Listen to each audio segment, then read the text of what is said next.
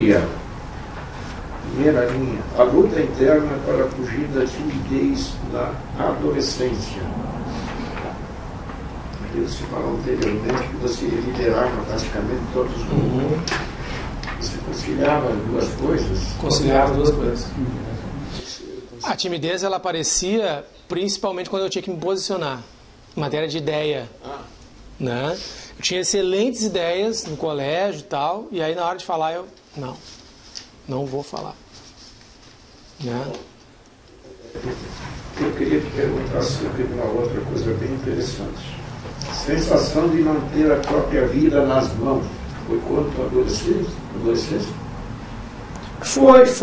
Foi mais na adolescência e no início da adultidade, mas vou dizer assim que eu, de alguma forma, sinto isso muitas vezes. Hoje menos, bem menos.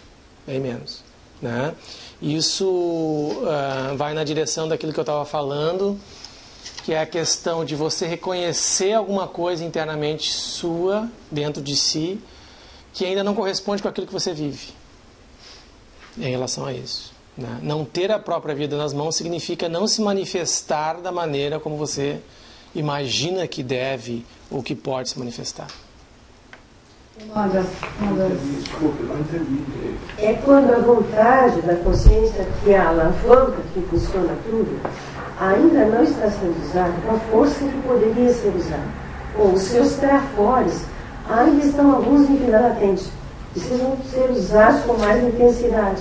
Então, esse escapar exige da consciência que ela faça essa assunção das suas qualidades também. E isso vai, então, fazer com que vai usar muito mais potencial que a consciência de fato tem, mas ainda não vem usando. No caso da escrita. É uma delas para todos nós. Né? A escrita. Sim. Então, eu vejo que a falta de dificuldade que ele coloca na timidez era na ideia. Onde ele abordou o aspecto, que o colega abordou o aspecto da timidez, era na ideia. A ideia era muito boa, era muita foco. Não era expresso, ele ficava dizendo stand-by. Ficava ainda em vida latente, claro, não era exposto. Eu tive essa sensação diferentemente. Eu tive uma doença grave, eu achei que era irreversível. Eu tinha a sensação, conhecendo a patologia, que eu realmente já não tinha mais condições de sobrevivência. Essa ideia que me deu, por isso que eu pensei que fosse tive aquela situação grave. Mas evolutivamente não deixa de ter relação, né?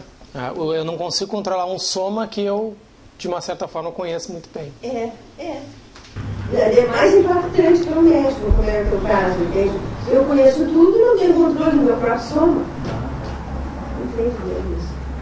Aqui está sendo destacado o aspecto bem consciencial, que pode se refletir em qualquer veículo, no teu contexto, que é mais ou menos somática.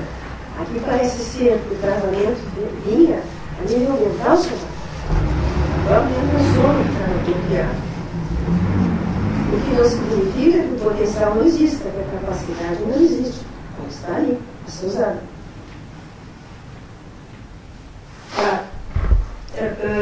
Na casuística, na página 8, no caso 5 e no caso 6, tu te identifica com esses personagens? Ou é só uma recognição? Ou... Me identifico bastante, são personagens que eu estou estudando aí. Ou investigando. Tá legal. Me identifico totalmente, assim, principalmente com as ideias do Thomas Jefferson. As ideias são... Mas e dentro disso, como é que é essa relação assim desses personagens com aqueles outros que tu colocaste no outro verbete? No descrava...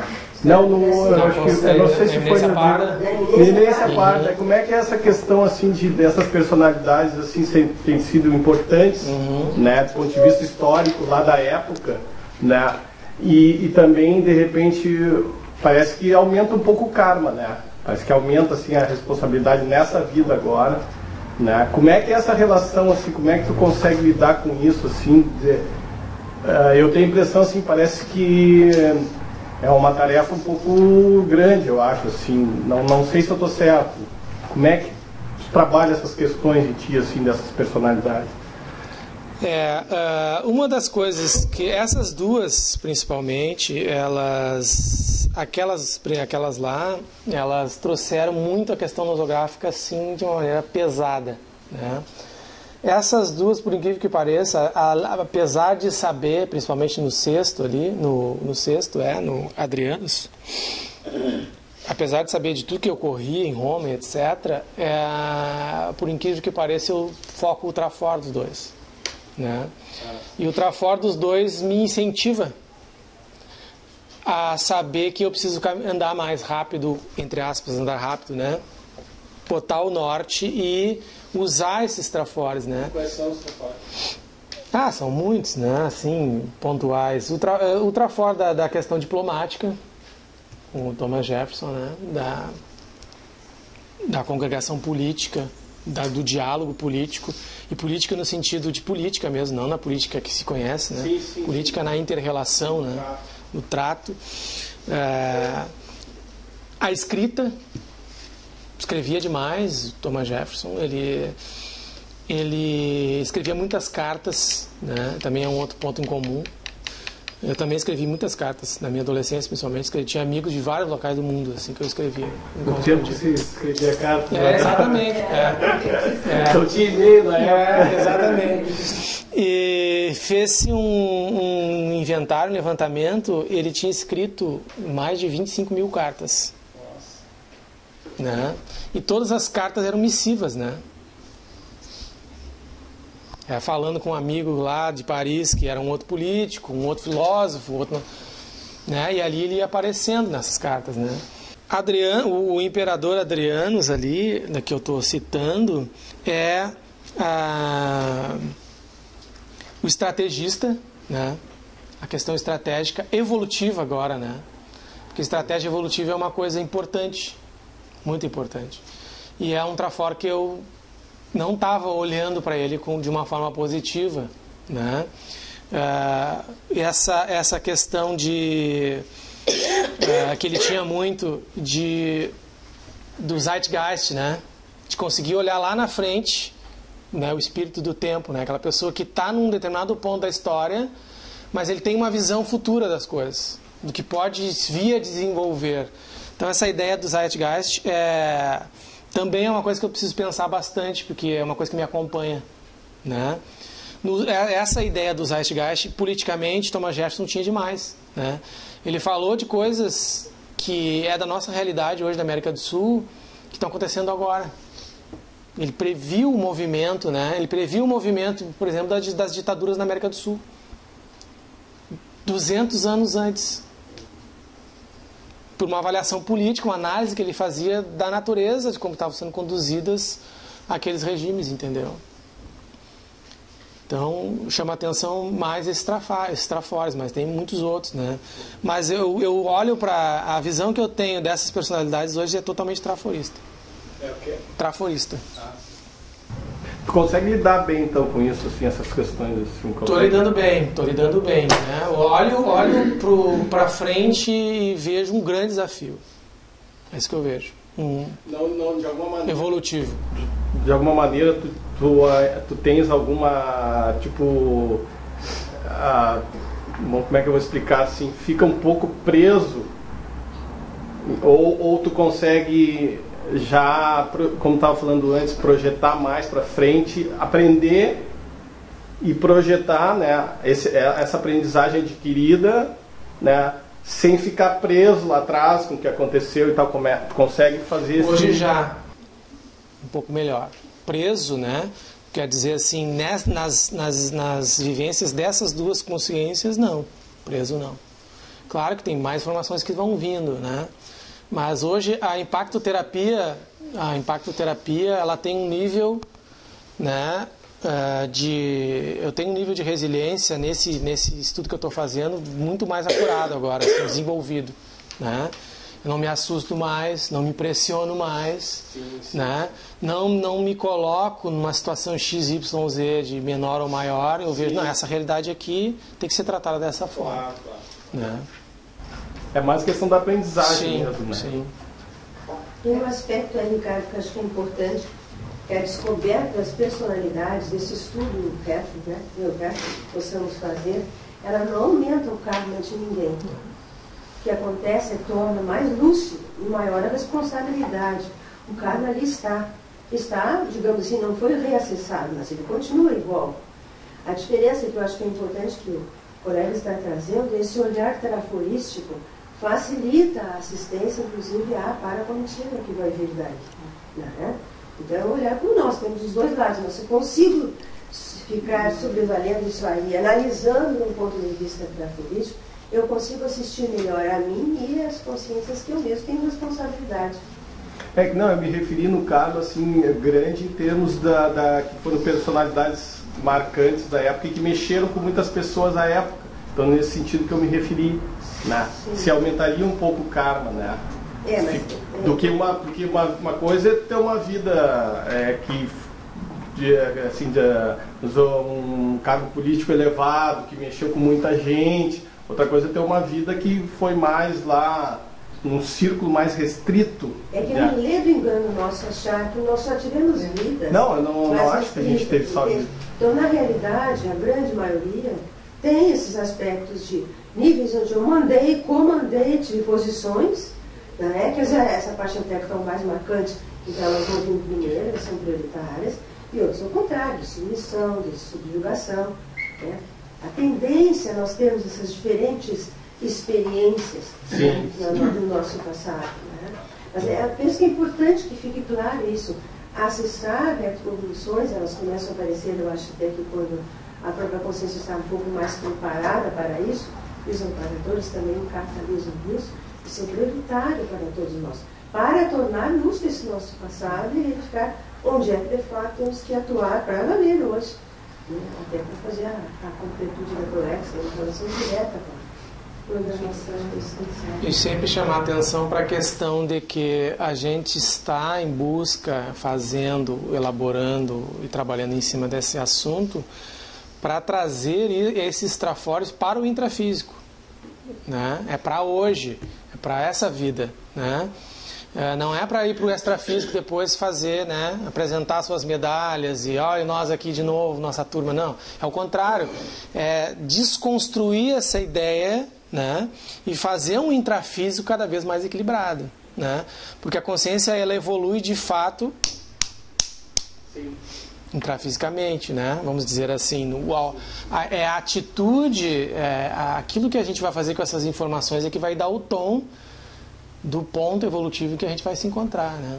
Aí nesse ponto, quem eu fui, quem eu não fui, vai ficar nesse emaranhado de informações, né? Interessante. Eu gostaria que tu comentasse ali na filmografia o segundo filme, tá? Qual foi a identificação do segundo filme? Lembra da vida?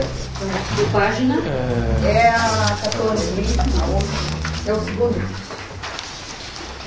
Esse filme, ele é um excelente filme, recomendo, né? Como eu costumo dizer assim, um baita filme, porque eu me refiro assim aos filmes bons, né? Baita filme, né? Porque esse filme trata exatamente disso, é a história de uma personalidade, um cara que tinha um determinado status social, né? Ele era um astro do golfe e vai para a guerra, da Primeira Guerra, também interessante que é a Primeira Guerra, Primeira Guerra, né? Que fique claro. E aí, quando ele volta com o trauma da guerra, né? Ele ele teve dificuldade na posição em que ele se encontrava. Ele não foi um líder na Primeira Guerra, né? Ele voltou com todos os traumas da guerra. Todo o batalhão dele morreu, ele era o comandante, tá, ele vem com todas aquelas traumas, né? E aí aparece um amparador, que é o Ked, né? Aquele cara que carrega os tacos de golfe. E o cara é um amparador. Quem olha o filme, o cara é um amparador. O cara nunca interfere e o cara só dá a dica. Pum, quem sabe isso, quem sabe aquilo, né? Quem sabe, né, o medo que tu está sentindo, né? Então essa coisa de achar a ginga, né? Que o golfe tem essa coisa do movimento quadril, né? Achar a sua própria ginga é achar seu próprio eixo, né? A sua própria essência, né? Então ele vai entendendo e esse amparador, que é o Will Smith que faz esse personagem, que é o o Beggar Vince, né? Ele vai trazendo ele cada vez mais para dentro dele mesmo, né? Até que ele começa a entender que o jogo não interessa. Interessa é a participação no jogo ali que interessa. Não é o ganhar ou perder, tanto que no fim termina empatado, né? Então é um filme muito interessante, que se a gente prestar atenção, mostra muito como o amparador atua, né? E também a questão das recuperações dos traumas conscienciais. Porque ele foi o movimento, quando ele tomava consciência, a mudança interna, que eu achei que cada consciência que ele tomava havia uma mudança interna. Sim. E isso é que eu acho que deixou ele assim, vamos dizer assim, mais consciente dele próprio. Com as dicas que o orientador ia dar. O filme é excelente, quem não viu, recomendo. O Robert Redford, ele como diretor, ele vai muito fundo nessas questões, né? Uma coisa bem interessante, os filmes dele tratam dessa resolução, grupo kármica, assim, conflitos.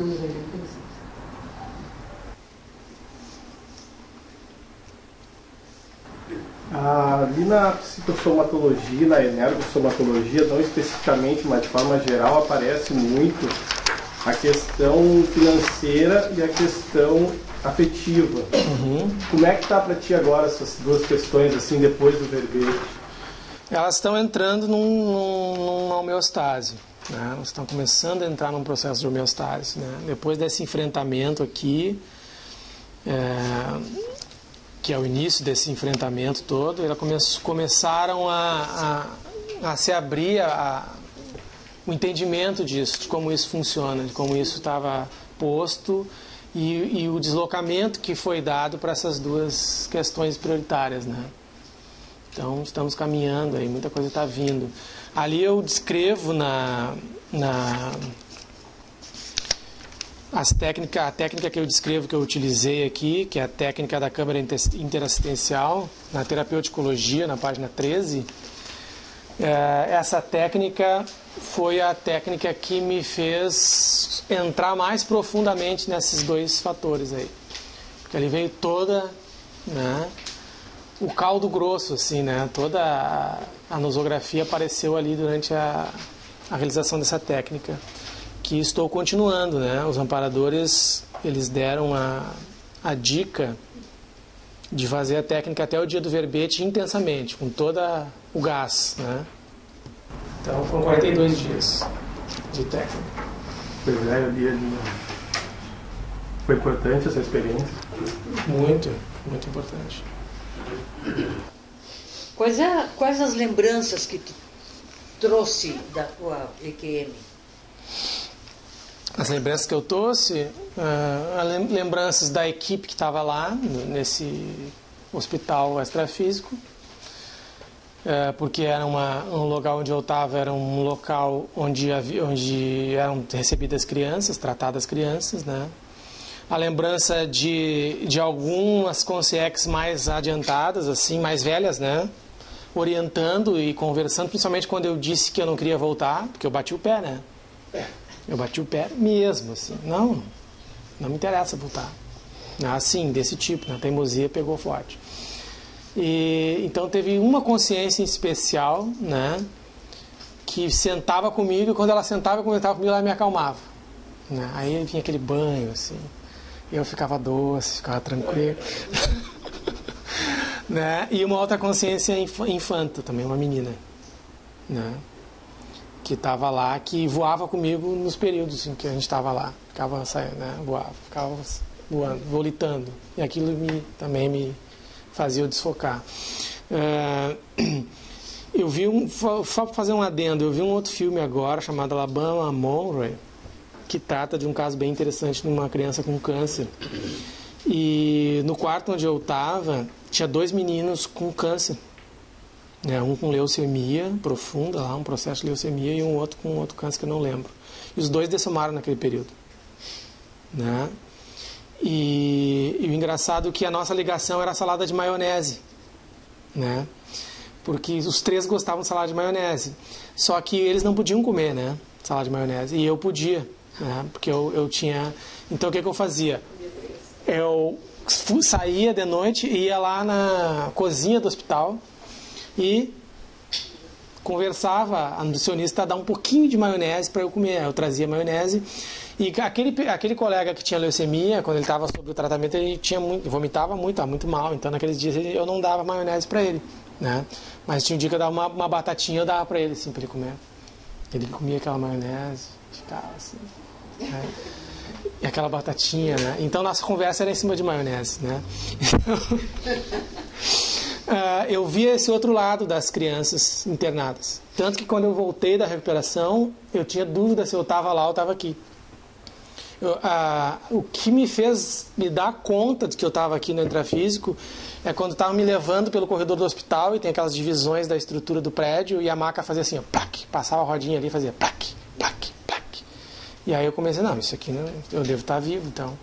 Né? Eu ficava pensando, tinha horas que eu pensava, estou morto, estou vivo, estou morto, estou vivo. Né? Não, acho que eu estou vivo.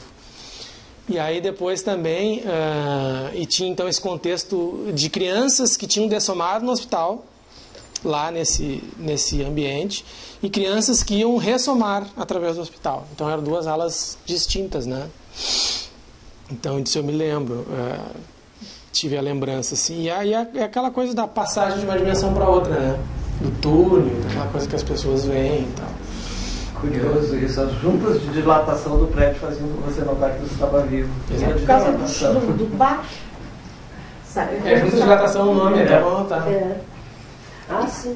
E tu nunca identificasse essas consciências do outro lado já aqui? Uma já. Mas interessante.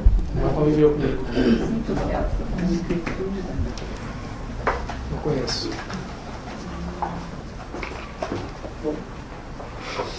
Legal, né? As juntas de dilatação não sabia. Isso aí a gente passava. E ela teve essa lembrança também de ti? Ou não? Não tanto. Teve, mas não comum. Passar para vocês uma informação de orientação de preparadores. Existem evoluciólogos especialistas em parapsicoteca. Devemos procurá-los. Discussão do trabalho. Penso que o colega com o próprio verbete está se aproximando desse padrão de energia aí que pode nos auxiliar a nós compreendermos melhor o que está aqui na página 14, na historiografologia de cada um, que é prioritário. Então, essa encenação, existem, inclusive, uma amparadora, praticamente está livre Serenona, que é especializada nessa paracenografia de cada um. Essa cenografia vem com sons, ela vem com palavras, ela vem com mnemônica, ela tem uma série de aspectos que, como nós dizemos muitas vezes, quando vem de repente aquele determinado som, ele traz, só o som já pode trazer uma retrocognição. Então, isso pode acontecer no intrafísico. Pode, no extra e no intra. Que às vezes, de repente, uma determinada música e é suficiente para nós acessarmos aquela CVX, porque aquele som compõe essa cenografia. Então, tem especialistas no assunto que nos auxiliam nesse sentido. Então, vamos valorizar isso, prestar atenção, para descobrir o que de fato compõe essa linha parapsicoteca. O que pode me auxiliar nesse sentido. Outro aspecto é exatamente o uso das palavras que o colega Edson nos trouxe. O Leandro também até já está escrevendo sobre isso, tem vindo uma série de técnicas aí nesse sentido. A acepção, vamos dizer, ossomática daquela palavra. Como é que ela foi gravada? Para mim, ela é homeostática ou ela é nosográfica? E nós vamos verificar que, conforme a história da consciência, uma mesma palavra pode ter acepção completamente diferente, nesse sentido de repercussão nossomática. Quando é que ela foi gravada, em que contexto, como é que nós estávamos, se mais equilibrados ou mais desequilibrados, e às vezes se leva por NCLX com aquela conotação limitada. E quando vamos ver que ela estava equivocada, nós temos que refazer o nosso vocabulário. Sem dúvida nenhuma, para o vocabulário que está lá no Parecer. Então fica aí a sugestão e a orientação dos amparadores aí nesse sentido, para continuar a potencialização desse trabalho de acesso às nossas histórias passadas. Só complementando também, corroborando isso que a professora disse, a gente, nessas pesquisas existe a questão da individualização da pesquisa, né?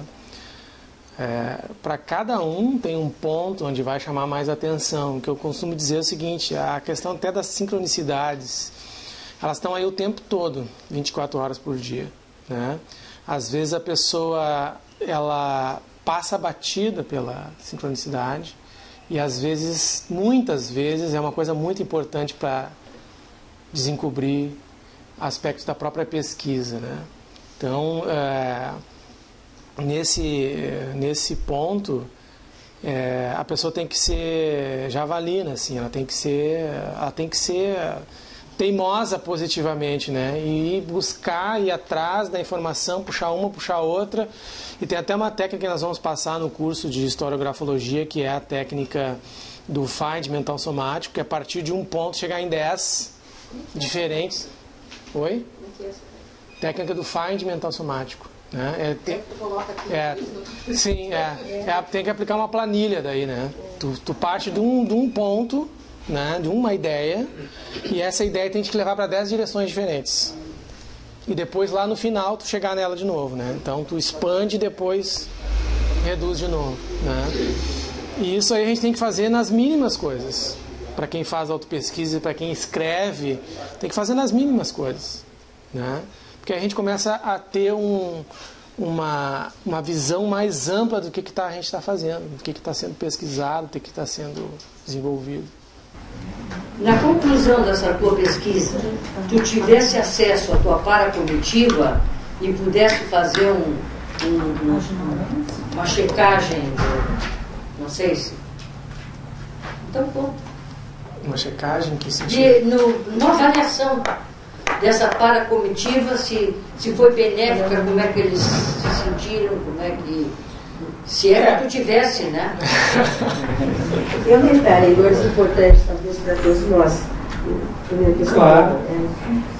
No sentido de que qualquer um que comece a escrever o verbete com a seriedade que vocês estão fazendo, acesso à paracomitiva. Ela vem na hora. Antes mesmo a gente chega e diz, sugere, colega, escreve sobre isso. Já começa a paracomitiva a chegar. Ela cada vez vem mais.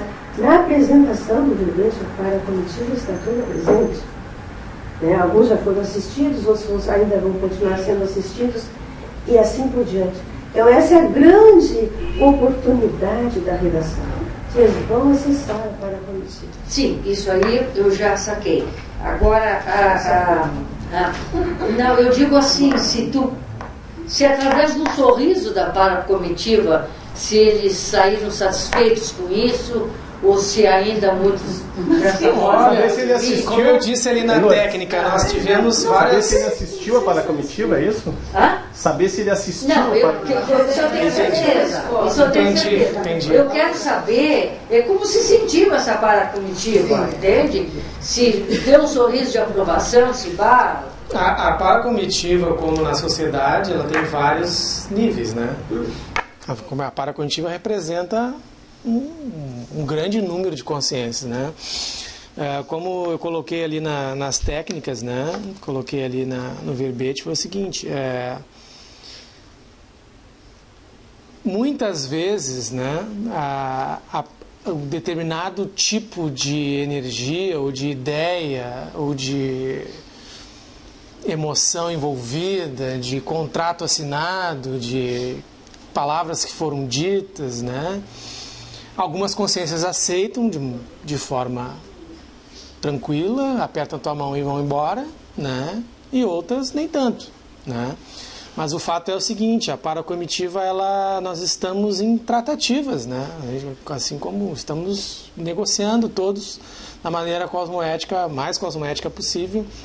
Tu vê que a questão dessa negociação, como eu coloquei no verbete, audiências de... O que tu chegou a ler ali? Acho que não. As audiências de acariação, né? As audiências de acariação às vezes são pacíficas. E há acordo na primeira audiência, às vezes não, tem que voltar, refazer. Às vezes tem 20 para audiência, um sai satisfeito, os outros 19 ficam ali batendo pé. Né? Não é bem assim, não foi isso que tu disse lá, né? mas de certa forma o resultado, né, é positivo. Nós reportemos uma aula de autopesquisa. Quando as pessoas ouvem alguma coisa, em geral todos entendem rapidamente, aceitam e dão um sorriso? O que seria diferente? Ela sorriu algo agora. O sorriso é a essência, né?